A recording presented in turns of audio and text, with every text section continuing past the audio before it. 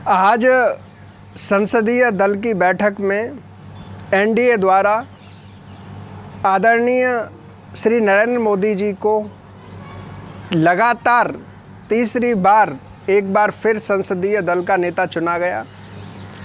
और जो विपक्ष जिस तरह की अफवाहें फैला रहा था, सोशल मीडिया अफवाहों की ऐसी आदत विपक्ष को पड़ गई है, ज़मीनी कार्य करने की बजाय उस पर जेडीयू के माननीय मुख्यमंत्री, बिहार के माननीय मुख्यमंत्री श्री नीतीश कुमार जी ने और चंद्रबाबू नायडू जी ने, जो टीडीपी आंध्र प्रदेश में बीजेपी के साथ मिलकर विधानसभा चुनाव लड़ी थी और पूर्ण बहुमत के साथ जीती है, और लोकसभा में जिसकी काफ़ी सीटें भी आई हैं।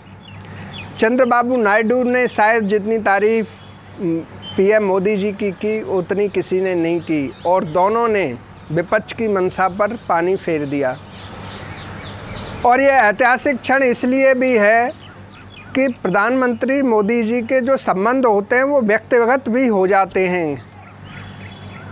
उनकी विचारधारा और मेहनत इतना प्रभावित करती है अन्य लोगों को कि कहीं ना कहीं उन्हें लगता है कि हाँ, राष्ट्र का अगर उत्थान हो सकता है तो ये कर सकते हैं, क्योंकि कहीं भी आलस्य नहीं।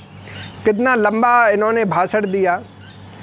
और मैं तो ये कहूँगा कि भाजपा की कुछ सीटें ज़रूर कम रह गई हैं, लेकिन ये सरकार मजबूत है और इस सरकार में अभी अन्य सहयोगी जुड़ेंगे।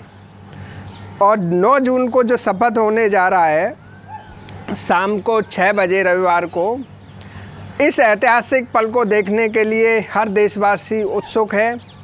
और भारतीय राजनीति में एक राष्ट्रवाद शब्द की पराकाष्ठा इस तीसरे कार्यकाल में दिखे।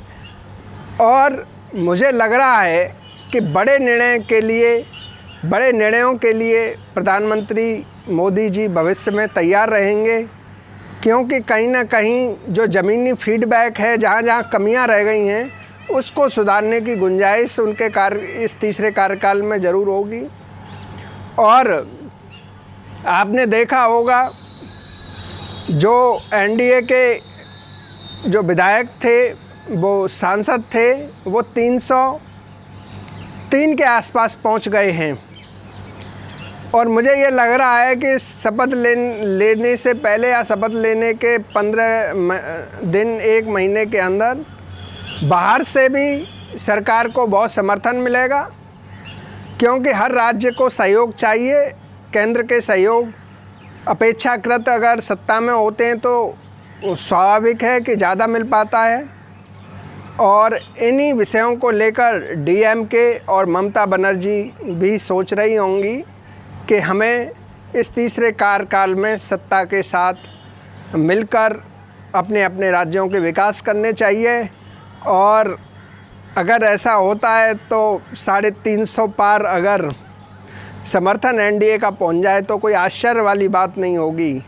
इसीलिए मैं पूरे देशवासियों को बधाई देता हूं कि हमें तीसरे प्रधानमंत्री के रूप में श्री नरेंद्र मोदी जी मिलने जा रहे हैं। और माननीय मुख्यमंत्री बिहार श्री नीतीश बाबू जी ने तो कमाल ही कर दिया। उनका जो आज का भाषण है काफ़ी कम समय में अच्छा और ऐसा संदेश दे दिया विपक्ष को कि वो अगली बार के लिए भी तैयार रहे। जहाँ कमी रह गई है वहाँ अगली बार जीतेंगे। अब जिम्मेदारी तीसरी बार मिली है। कई दशकों के बाद ऐसा देश में होने जा रहा है कि कोई प्रधानमंत्री तीसरी बार रिपीट कर रहा है, तो यह बड़ी बात है। और इस विषय पर सबको अपना जश्न मनाना चाहिए और पूरे देश में हर्षोल्लास का मौसम हो। और जो कर्तव्यनिष्ठ सांसद हैं वो मंत्री बने, और जो गठबंधन के लोग हैं सबकी मनोकामना पूरी हो। जय जवान जय किसान।